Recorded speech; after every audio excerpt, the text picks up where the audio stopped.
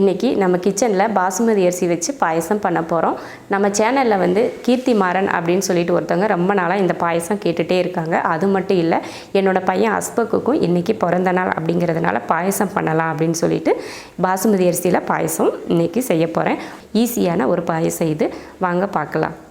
நம்ம சேனலை சப்ஸ்கிரைப் பண்ணாதவங்க சப்ஸ்கிரைப் பண்ணிவிட்டு பக்கத்தில் இருக்க பெல் பட்டனை ப்ரெஸ் பண்ணுங்கள். அது ஆல் அப்படின்னு சொல்லி ஒன்று இருக்கும், அதை ப்ரெஸ் பண்ணிங்கன்னா தான் நான் போடுற எல்லா வீடியோவோட நோட்டிஃபிகேஷனும் உங்களுக்கு வரும்.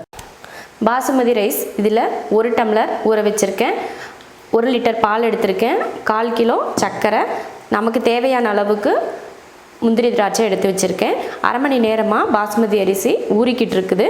இதில் 1 டம்ளர் அரிசிக்கு நான் 1 லிட்டர் பால் எடுத்திருக்கேன். இப்போ இதில் ஒரு 1/2 லிட்டரை மட்டும் காய்ச்சிட்டு இன்னொரு அடுப்பில் ஒரு 1/2 லிட்டரை தனியாக காய வச்சு எடுத்துக்கலாம். 1/2 லிட்டர் பாலை ஃபஸ்ட்டு ஊற்றிக்கிறேன். நான் தண்ணியெல்லாம் ஊற்றுறதில்ல, பாலில் தண்ணி ஊற்றாமையே பால் மட்டும் ஊற்றிக்கிறேன். அப்போ வந்து பாயசம் வந்து நல்லா திக்காக இருக்கும் இல்லையா, அதனால தான் தண்ணி இல்லாமல் பாயசம் காய்ச்சிறேன்.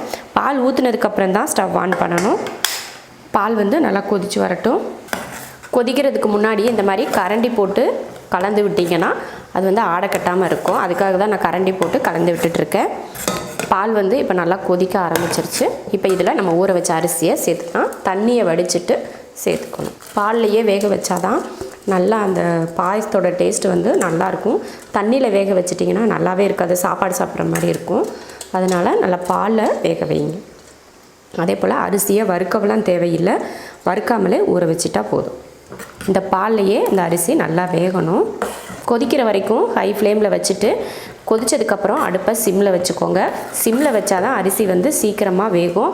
நல்லா ஹை ஃப்ளேமில் வச்சிட்டிங்கன்னா பால் மட்டும்தான் வற்றும், அரிசி வேகாது. இப்போ நல்லா கொதிக்க ஆரம்பிச்சிருச்சு. அடுப்பை சிம்மில் வச்சிடலாம். எப்படியும் ஒரு 15 நிமிஷமாவது ஆகும் வேகிறதுக்கு.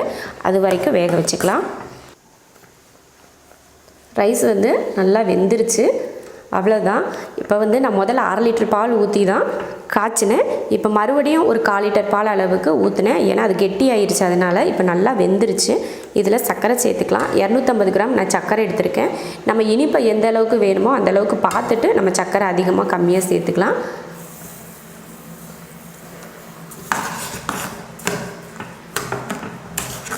மறுபடியும் காய வச்ச பாலை இதில் சேர்த்துக்கலாம், ஏன்னா ரொம்ப கெட்டியாக இருக்கு இல்லையா, அதனால் இன்னும் கொஞ்சம் பால் சேர்த்துக்கலாம்.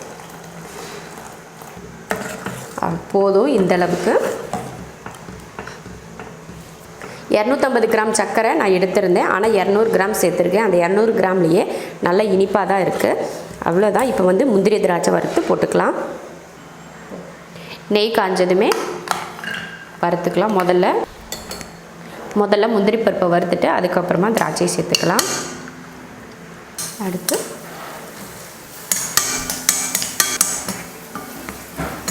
வறுத்தாச்சு. இப்போ இதை வந்து பாயசத்தில் ஊற்றிக்கலாம். அவ்வளோதான், பாயசம் ரெடி ஆயிடுச்சு. இப்போ ஆஃப் பண்ணிடலாம். வறுத்த நெய்யோடவே நான் ஊற்றிட்டேன். உங்களுக்கு அந்த நெய் அந்த மாதிரி ஊற்றுறதுக்கு பிடிக்கல அப்படின்னு இருந்துச்சுன்னா வெறும் அந்த முந்திரி திராட்சை மட்டும் போட்டு விடுங்க. நீங்களும் இது போல் பாசுமதி அரிசியில் பாயசம் பண்ணி பாருங்கள், ரொம்ப நல்லாயிருக்கும். பாசுமதி அரிசி மட்டும் இல்லை, சீரக சம்பாவில் கூட இது செய்யலாம். நம்ம சாப்பாட்டு அரிசியில் செஞ்சிங்கன்னா சீக்கிரமாக வேகாது, அதனால தான் நம்ம இந்த அரிசியில் பண்ணுறோம். இந்த அரிசியில் செஞ்சால் மனமே சூப்பராக இருக்கும். அதுக்காக தான் பிரியாணி அரிசியில் பண்ணுறோம். நீங்களும் இது போல் பாசுமதி அரிசியில் பாயசம் பண்ணி பாருங்கள், ரொம்ப ரொம்ப நல்லாயிருக்கும். இன்றைக்கி தம்பிக்கு பிறந்த நாள் அப்படின்றதுனால நானும் காலையிலேயே பாயசம் பண்ணிட்டேன். செஞ்சு பார்த்துட்டு லைக் பண்ணுங்கள், கமெண்ட் பண்ணுங்கள். சப்ஸ்கிரைப் பண்ணாதவங்க சப்ஸ்கிரைப் பண்ணிவிட்டு பக்கத்தில் இருக்க பெல் பட்டனை ப்ரெஸ் பண்ணுங்கள். அப்போ தான் நான் போடுற வீடியோவோட நோட்டிஃபிகேஷன் உங்களுக்கு வரும்.